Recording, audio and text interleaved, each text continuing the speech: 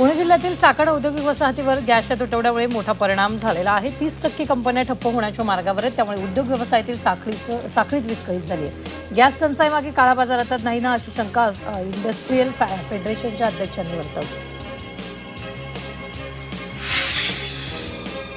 ग्राहकांना 5 kilo cylinder हवाय, त्यांनी 1400 रुपये भरा आणि तातडीने गॅस भरून घेऊन जा, असा बोर्ड कोल्हापुरातील संदीप एजन्सीच्या बाहेर लावण्यात आला।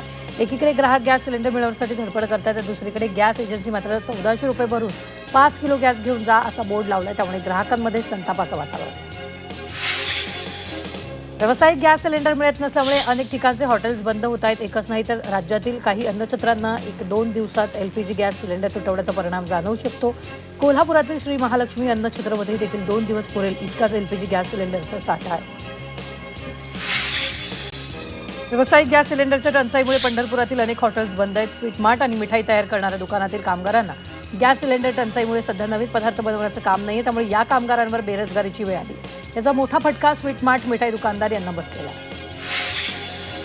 छत्रपती संभाजीनगरमध्ये गॅस सिलेंडर घेण्यासाठी नागरिकांनी गर्दी केली होती। गॅस सिलेंडर घेताना अक्षरशः ग्राहकांमध्ये आणि वितरकांमध्ये यावेळी बाचाबाची झाल्याचं पाहायला मिळालं। गॅस सिलेंडर घेण्यासाठी आलेल्या नागरिकांची गर्दी वाढल्यानं गॅस एजन्सी बाहेर मोठ्या प्रमाणात पोलीस बंदोबस्त लावण्यात आला।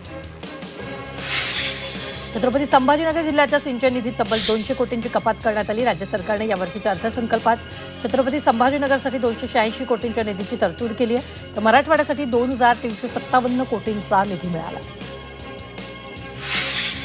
वाशिम जिल्ह्यात पाणीसाठ्यात घट होते। जलसंधारण विभागाच्या 85 लघु प्रकल्पांमध्ये सध्या केवळ 34% जलसाठा शिल्लक आहे। मार्च महिन्यातच जलसाठ्यात घट होऊ लागल्याने एप्रिल-मे महिन्यात पाणी टंचाईची शक्यता आहे।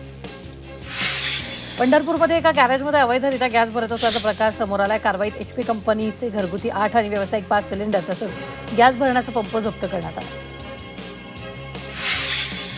वेळेमध्ये घरगुती गॅसचा बेकायदेशीर वापर करणाऱ्यावर कारवाई करण्यात आली। व्यावसायिक गॅस न वापरता काही हॉटेलमध्ये घरगुती गॅसचा वापर सुरू असल्याचं समोर आलंय।